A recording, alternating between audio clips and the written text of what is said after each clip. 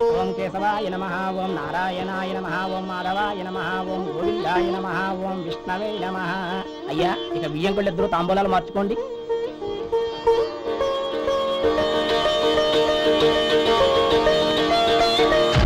ఇదేంటి 45,000 ఉన్నాయి? అవునండి, ఒక 5,000 తక్కువే. సమయానికి డబ్బు అందలేదు. ఒక వారం రోజుల్లో సర్దుబాటు చేస్తాం. సర్దుబాటు అయ్యే తాంబూలాలు పుచ్చుకుందాం. అరే లేవరా, రండి. సుందరి గారు, తొందరపడకండి. అర్ధాంతరంగా శుభకార్యం ఆగిపోతే అమ్మాయి జీవితం. నాకు అనవసరం అండి, నేను ముందే చెప్పాను. తాంబూలాలు అప్పుడే 50,000 ఇచ్చి తీరాలండి. పోనీ ఆ 5,000 మీరిస్తారా? చెప్పండి. 5,000 కాదు, 50,000 నేను ఇవ్వగలను. అమ్మాయి జీవితం కంటే అదేమీ ఎక్కువ కాదు. కానీ మీ ప్రవర్తన చూశాక మీ సంబంధం వదులుకోవడమే మంచిదనిపిస్తోంది. ఇక మీరు దయచేయండి. అరే గోపాలం, ఏమిటా ఇది? నువ్వుండ్రా. ఇంకా నిలబడ్డారే? మీరు మనసు మార్చుకున్నా మేము మాట మార్చుకోవడానికి సిద్ధంగా లేము. వెళ్ళండి, వెళ్ళండి. చెల్లమ్మా, ఇలా రామ్మా. ఈ డబ్బు తీసుకెళ్ళి లోపల పెట్టు. వెళ్ళమ్మా. ఏంటో నువ్వు చేస్తున్న పని? పంతులు గారు, అయ్యా, మీరు మంత్రాలు చదవండి. ఓం కేశవాయ నమః, ఓం నారాయణ ఆ తాంబూల పళ్ళ నాకు అందించు.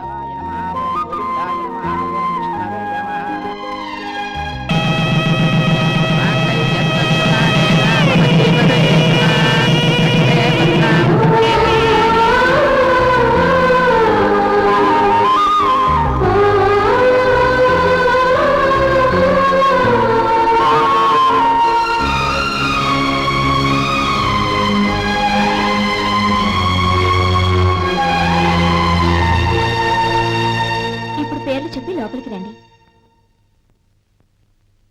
నువ్వు చెప్పమ్మా. పేర్లు చెప్పకపోతే లోపలికి రానిచ్చే ప్రసక్తే లేదు. నేను ఆయన గారు వచ్చాం. ఆయన గారేంటి? మీ ఆయన గారికి పేరంటూ ఉంటుందిగా, అది చెప్పు. నేను గోపి గారు వచ్చాం. అది గుడ్. ఇప్పుడు మీరు చెప్పండి మరిది గారు.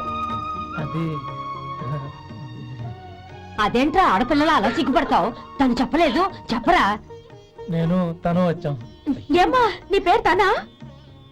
మీ అందరికీ తెలుసు కదా, మళ్ళీ ఎందుకు చెప్పడం? ఈ పప్పులే ఉడకం. మా చెల్లె చెప్పలేదు, మీరు చెప్పాలి. గౌరీ, వదిలేవే. ఏం కుదరదు, చెప్పాల్సిందే. నేను సుమతి వచ్చాం.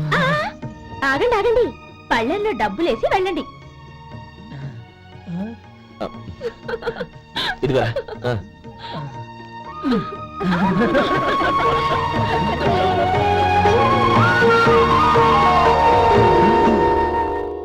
గోపాలం, సమయానికి ఆపద్బాంధవుల్లో వచ్చి 10 మందిలో నా పరువు కాపాడావు.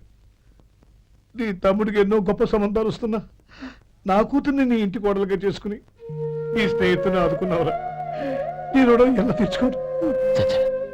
స్నేహితుల మధ్య క్షమాపణలు కృతజ్ఞతలు ఉండకూడదురా. రే ఊరుకో. ఏంది మళ్ళీ అప్ప? ఇప్పటికే 200 రూపాయలు అప్పు, మళ్ళీ అప్పు కావాలా? ఇదిగో ముందు చొక్కాయి పక్కన పెట్టు. అబ్బాయి వద్దండి, అసహ్యంగా ఉంటుంది. ఏ నీకేమన్నా గజ్జి తమర వగైరా రోగాలు ఉన్నాయా? అబ్బాయి అలాంటి ఏమైనా ఉండే, మొత్తం డబ్బు రేపు ఇచ్చేస్తాను. అదేం కుదరదాయి. ఇవాళ డబ్బన్నా కట్టు, చొక్కా అన్న ఇప్పు. ఇంకొకసారి ఆలోచించండి. ఏంద్రా ఆలోచించేది? నువ్వు ఇప్పుతావా, నన్ను ఇప్పమంటావా? ఆగండి, వద్దులండి. మరి ఇప్పు. నేనే ఇప్పుతా. దీంతో నీకు నాకు చెల్లు. 2 జాగ్రత్త వచ్చాడు, 2 చొక్కాలు వేసుకొని. ఏంది ఏందిరా? ఏ తెలుగు గురువు గారు మీది? మరి అదే బాకీ కలెక్షన్ అంటే చూసి నేర్చుకోండి. ఏంటి 260 రూపాయలకు 35 రూపాయలు చొక్కా తీసుకోవడమా? 35 రూపాయలు ఏంది? మరి 350 రూపాయలా? ఆపరా, వెళ్ళి పట్టుకోండి పో. ఏంటి పట్టుకునేది? ఆడు బస్సు ఎక్కడము, బస్సు వెళ్ళిపోవడం అన్ని అయిపోయినాయి. నాకు జీతం పెంచవు గానీ డబ్బులన్నీ డబ్బు పెట్టుకో. ఇక నువ్వు అధిక ప్రసంగం చేయమాక. ఈ షర్ట్ నాకు నచ్చింది. నచ్చితే అల్వా అల్వా అల్వా.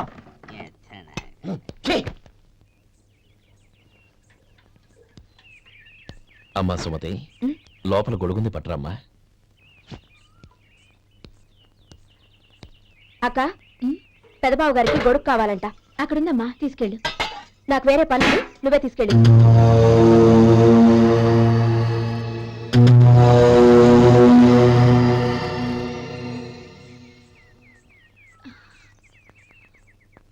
బావగారు, ఇదిగోండి గొడుగు.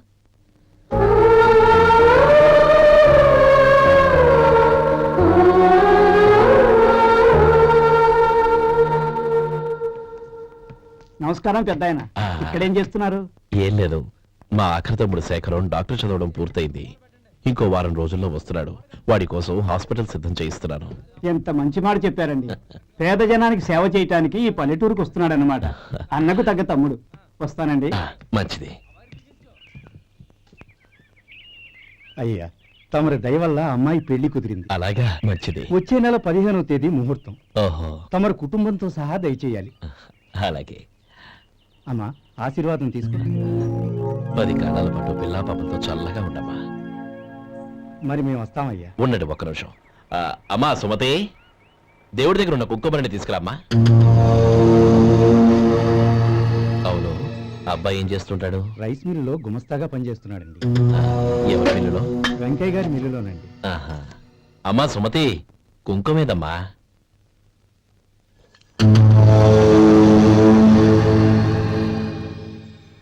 అన్నయ్య,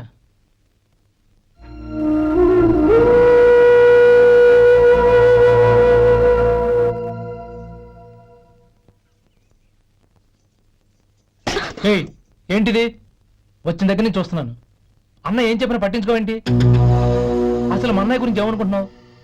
అయినా ఏం చూసుకునే నీకు ఎంత పొగరు? గోపి, ఏంట్రా ఆ మాటలు? అమ్మా, నువ్వు లోపలికెళ్ళు.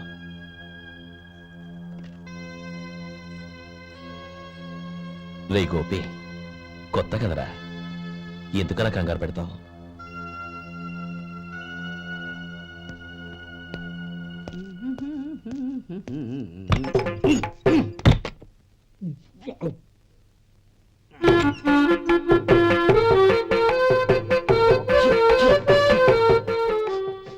ఏంటయ్యా ఎలక తెచ్చిన వాసన వస్తుంది?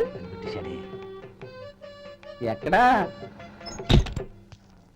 ఇప్పుడే పోయింది.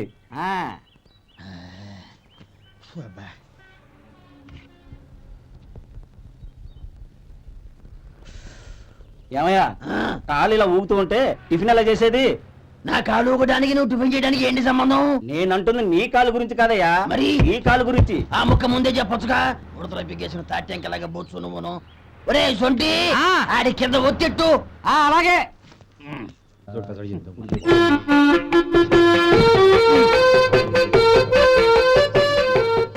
ఇప్పుడు ఓకే.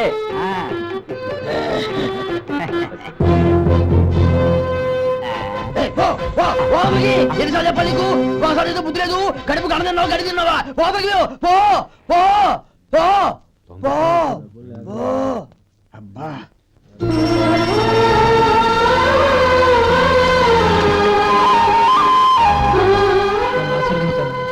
భగవంతుడు నిన్ను చల్లగా చూస్తాడు. ఏంట్రా విషయం? నాకు పోస్టింగ్ ఆర్డర్ వచ్చింది. అలాగా? మన ఊళ్ళోనే నన్ను ఎస్ఐగా అపాయింట్ చేశారు. చాలా సంతోషంరా. అన్నయ్య, నాకు కాదురా, ముందు మీ ఆవిడికి పెట్టు. ఇదంతా అమ్మాయి దృష్టం. నీకు ఉద్యోగం రావాలని ఎన్ని నోములు నోచిందో, ఎందరు దేవుళ్లకు మొక్కిందో. వెళ్ళి మీ ఆవిడికి పెట్టు. అరే, ఏంటమ్మా ఇది? బావగారు, నా మొహం చూస్తే ఎలాంటి పనైనా నాశనం అయిపోతుందని, నేను నష్ట జాతకురాలని మా నాన్న ఎప్పుడు అంటుండేవారు. అదే నా మనసులో నాటుకుపోయింది. ఆ రోజు మీరు కుంకుమ భరిని అడిగినప్పుడు శుభమా అంటూ పెళ్లి చేసుకోబోయే ఆ పిల్లకి నా చేతులతో కుంకుమిచ్చానంటే ఎక్కడ అశుభం జరుగుతుందోనని భయపడ్డానండి. అందుకేనండి మీరు బయటకు వెళ్తూ గొడుగు అడిగినా ఇవ్వకపోవడం, ఎదురు రాకపోవడం. అంతేగాని నా బతుకులో వెలుగు నింపిన మిమ్మల్ని అవమానించేంత దుర్మార్గురాలి కాదండి. ఏంటమ్మా ఇది? చిన్నపిల్లల లేదండి, నాకు అదృష్టం ఉందని, నా పూజకు ఓ విలువ ఉందని మొట్టమొదటిసారి అందు మీరే. ఈ క్షణమే నా ప్రాణాలు పోయినా పర్వాలేదు బావగారు, ఆ ఒక్క మాట చాలు. ఊరుకో. మంచి చెట్లకు మనుషులే కారణమైతే ఇక గుళ్ళెందుకు, దేవుళ్ళెందుకు? పిల్లెదురొస్తే అశుభమని, నక్కతోక తొక్కితే శుభమని అంటారు. అలా అయితే అందరూ ఇళ్లలో నక్కల్నే పెంచుకోవచ్చుగా. అలా ఎందుకు చేయరు? మంచి చెడు అన్నది మనుషుల మనసుల్లో ఉంటుందమ్మా, ఆశీర్వదించే చేతుల్లో కాదు. ఇక మీదట నేనెప్పుడూ నీ కళ్ళలో నీళ్లు చూడకూడదు, సరేనా? రే, అమ్మాయికి తీపి తినిపించు.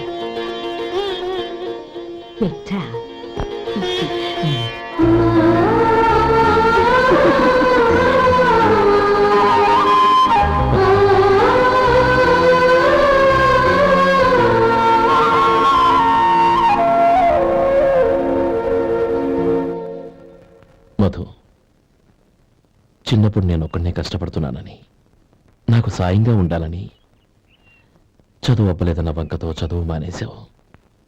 ఇప్పుడు నీ తమ్ముళ్ళిద్దరూ అభివృద్ధిలోకి వచ్చారు. మరుదులిద్దరికీ మంచి ఉద్యోగాలు వచ్చాయి. తన భర్త మాత్రం అలాగే ఉన్నాడని నీ భార్య బాధపడదు. చూడు మధు, చదువుకున్నోళ్లే వృద్ధిలోకి రావాలని ఏమీ లేదు. కృషి పట్టుదల ఉంటే ఎవరైనా ఏదైనా సాధించొచ్చు. నీకు తెలివితేటలున్నాయి. నువ్వు తలుచుకుంటే కానిదంటూ ఏదీ లేదు. పైగా నీకు సాయిగా మేమందరం ఉన్నాం.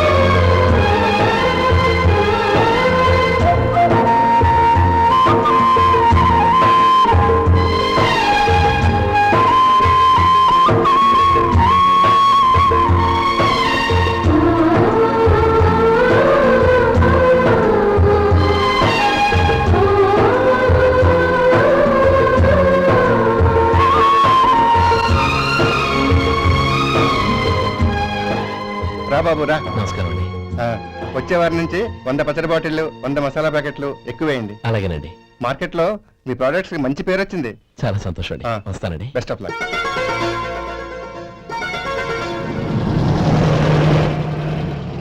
ఆ బాక్స్ లోపల పెట్టవా? అలాగే సార్. ఇక మీద మీ ఆర్డర్లు సగం వేయండి, సరిపోతుంది. అదేంటండి? మీ పచ్చళ్ళు అమ్ముడుపోక చాలా స్టాక్ అలాగే ఉండిపోయింది. ఇప్పుడు అందరూ రుచి పచ్చళ్ళు, రుచి మసాలానే అడుగుతున్నారు. మా నల్లుడి గురించి తక్కువగా అంచనా వేశారు కదా, ఇప్పుడేమంటారు? ఎలాగైతేనే అతను వృద్ధిలోకి వస్తే చాలు. వాళ్ళు బాగుంటే ఇన్నాళ్ళుగా వ్యాపారం చేస్తున్నాను, నిన్నగాక మొన్న వచ్చినోడు వాడు నాకు పోటీయా? వాణ్ణి పెరగనివ్వకూడదు. వాణ్ణి ఇక్కడికి రప్పించండి, నేను మాట్లాడతాను.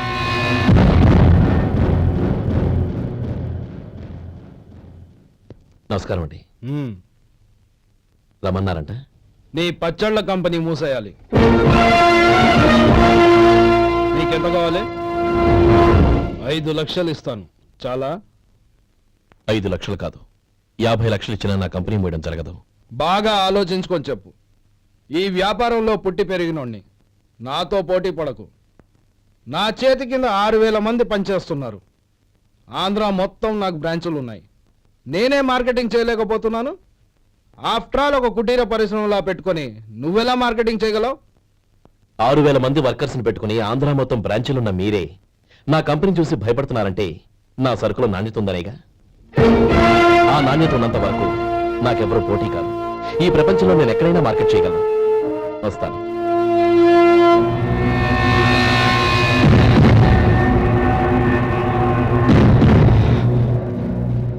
ఇక్కడ ఏం లేదండి. ఇక్కడ ఏం లేదండి. ఇప్పుడు ఊపిరి పీల్చి బిగ్బట్టు. నెమ్మదిగా. ఓకే, లే. ఇలా వచ్చి కూర్చో.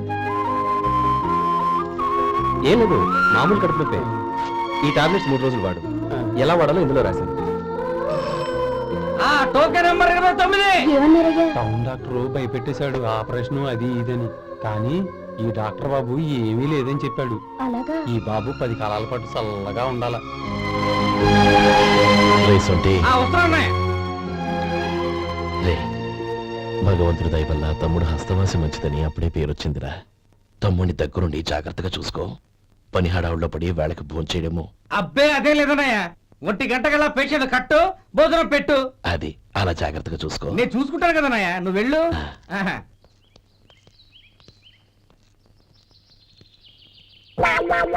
అయ్యో, ఏంటయ్యా ఉంటున్నాడా ఈ దెబ్బలు? ఏదైనా యాక్సిడెంటా?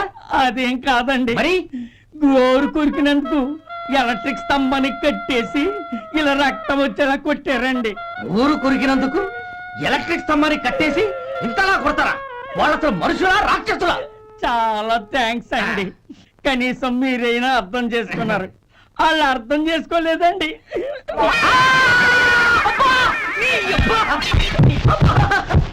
గోరు కొరకడం అంటే ఇదా?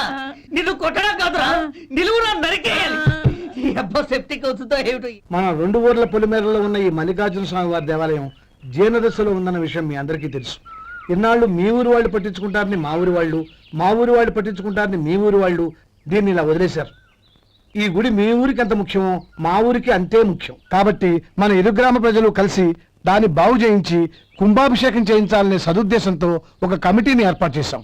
ఈ కమిటీలో 2 గ్రామాలకు సంబంధించిన ప్రముఖులు ఉన్నారు. కమిటీ ప్రెసిడెంట్ గా ఎవరిని ఎన్నుకోవాలనే విషయంలో శ్రీ గోపాలరావు గారి పేరు, శ్రీ లక్ష్మీపతి గారి పేరు పరిశీలనలోకి వచ్చాయి. అందువలన మేమందరం బాగా ఆలోచించి తర్జన భర్జనలు చేసిన మీదట శ్రీ గోపాలరావు గారే అన్ని విధాలా ప్రెసిడెంట్ పదవికి అర్హులని ఈ కమిటీ నిర్ణయించడం జరిగింది. అంచేత ఈ ఉభయ గ్రామ ప్రజలు శ్రీ గోపాలరావు గారికి ఉదారంగా విరాళాలు అందజేసి ఈ శుభకార్యాన్ని జయప్రదం చేయవలసిందిగా కోరుతున్నాం. ఏంటి ఇంకా రాలేదా? ఏంటయ్యా, టైం 10 అవుతోంది. బోర్డు మీద 10 గంటలను రాసింది. మీ డాక్టర్ ఇంకా రాలేదు. అసలు మీ డాక్టర్ కి టైం సెన్స్, పంక్చువాలిటీ ఏమైనా ఉన్నాయా? ఇంతకీ మీరెవరండి? నేను డాక్టర్ ముని. ఓహో, మీరు డాక్టరేనా? డాక్టర్ అంటే డాక్టర్ని కాదయ్యా, డాక్టర్ని చేసుకోబోయేదానని అర్థం. ఓహో. అవును, నువ్వెవరు? నేను ఇక్కడ టోకెన్ ఇస్తూ ఉంటానులేండి. తప్పుకోవయ్యా. అవును, మీ డాక్టర్ కి ఎవరో అన్నయ్య ఉన్నాడంట కదా, ఎలాంటోడు? ఎలాంటోడంటే అదేనయ్యా, చాలా కోపిస్తుంది విన్నాను. ఎందుకని అడుగుతున్నారు? ఎందుకంటావేంటయ్యా? ఆ అన్నయ్య మాట వినగానే మీ డాక్టర్ గడగడా ఉణిగిపోతాడు. అసలు డాక్టర్ చదివే తమ్ముణ్ణి అలా భయపెట్టచ్చా? తప్పు కదా? తప్పేనండి. కాని నాకు మీ డాక్టర్కి పెళ్ళవని ఆ అన్నయ్య సంగతి అప్పుడు చెప్తాను. ఏం చేస్తారండి? ఏం చేస్తానా? సంవత్సరం తిరగకుండానే కవల పిల్లల్ని కని వాళ్ళ అన్నయ్య చేతిలో పెడతాను. వాళ్ళకి 5 సంవత్సరాలు వచ్చేసరికి ఆయన్ని బాగా మొట్టికెళ్ళేస్తారు. అలా నా కసి తీర్చుకుంటాను. మీ డాక్టర్ ఎప్పుడు వస్తాడో ఏంటో. అది సర్లే కానీ నువ్వు పని చేయి. మీ డాక్టర్ రాగానే నేను వచ్చి వెళ్ళానని చెప్పు. నేను అంటే ఓ, నా పేరు చెప్పలేదు కదా, నందిని. ఏం చెప్తావు? అదేనండి, నందిని గారు వచ్చి వెళ్ళారు అని చెప్తాను. గుడ్, పైకొస్తావు.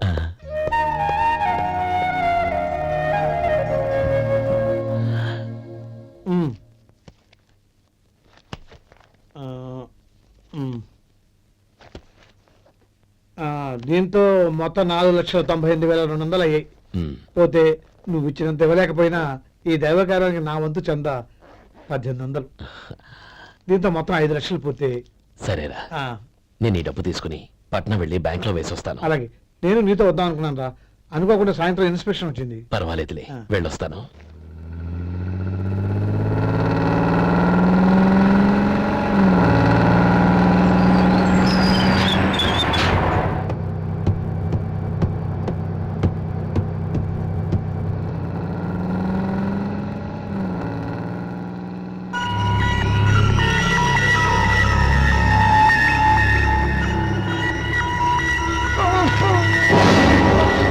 అయ్యో, మూర్చ మూర్చ, బసాపండి బసాపండి.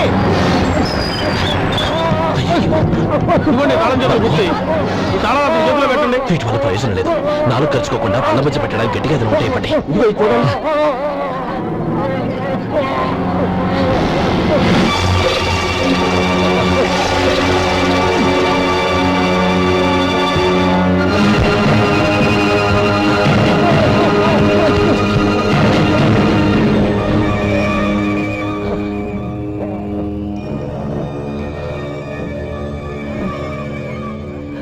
మీరు వెళ్ళి మీ సీట్లో కూర్చోండి, కొంచెం గాలాన్ని ఇవ్వండి. ఇప్పుడు ఎలా ఉంది బాబు? ఆ.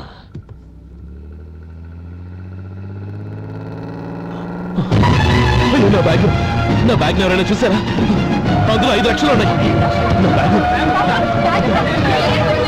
వెంటనే బస్తాపండి, ఎవరిని కింద దిగవద్దు, అందరినీ చెక్ చేయండి. నా అంచనా తప్పు కాలేదు. వాడి మంచితనమే వాడిని దెబ్బకొట్టింది. మన వాళ్ళని పంపించి గుడి తాలూకు డబ్బు కొట్టేశాడని పోలీస్ కంప్లైంట్ ఇవ్వండి. ఇప్పుడు ఆ స్టేషన్ ఎస్ఐ వాడి తమ్ముడే. వాడే వెళ్ళి వాడి అన్నయ్యని అరెస్ట్ చేసి వీధుల్లో నడిపించుకు తీసుకురావాలి. అది నేను కళ్ళారా చూడాలి, మనసారా సంతోషించాలి.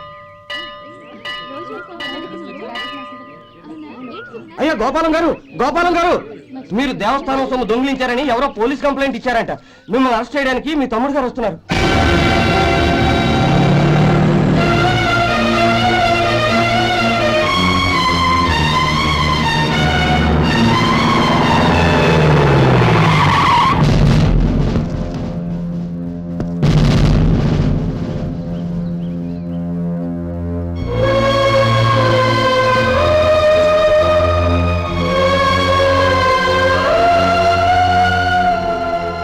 చూడు గోపి, ఎప్పుడు నువ్వు ఉద్యోగంలో చేరావో అప్పుడే తన పరానే తేడా మర్చిపోవాలి.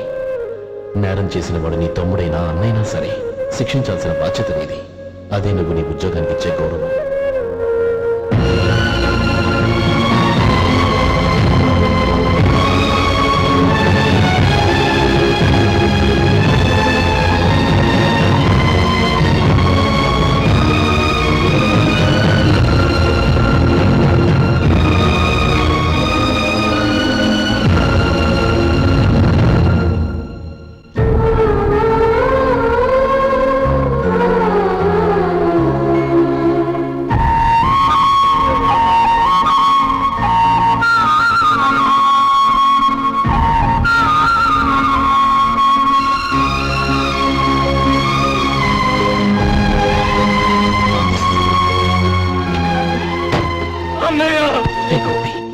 ఏమిట్రా ఇది? నన్ను క్షమించన్నయ్య. నేను కోరి ఉద్యోగుల చేతులు మాట్లాడుతున్నాయి, కానీ ఇలాంటి పరిస్థితి ఎదురవుతుంది అనుకోలేదు. నా ఒంట్లో ప్రతి రక్త పట్టు నీ భిక్షనన్నయ్య. నిన్ను అవమానపరిచి ఉద్యోగం నిలబెట్టుకునే బదులు నా ప్రాణాలను వదులుకుంటారు, కానీ ఈ పని మాత్రం చేయలేనన్నయ్య.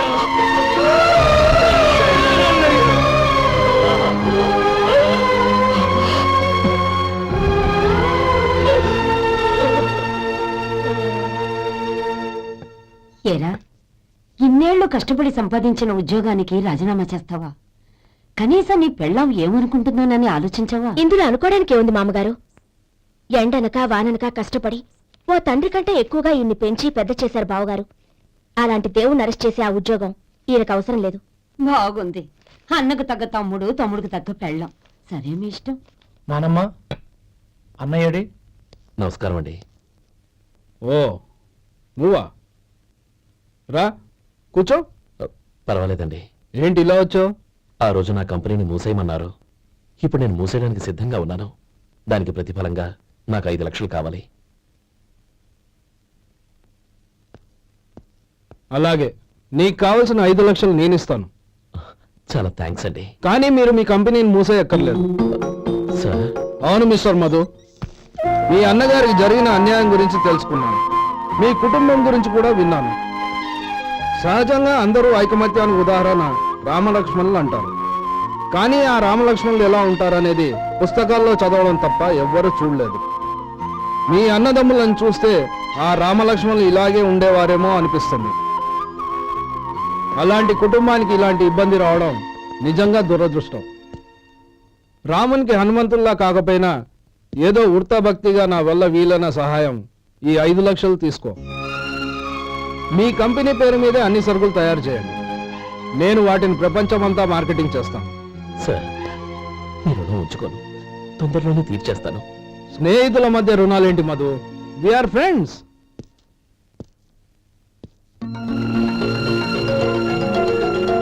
ఏంటో అక్కడ ఆగిపోయావు? రా. నువ్వు మీ అన్నయ్యని అరెస్ట్ చేయడానికి అట్టెళ్ళావు, ఆయన లొంగిపోవడానికి ఇటు వచ్చారు. అవును, యూనిఫామ్ చేత్తో పట్టుకొచ్చావేంటి?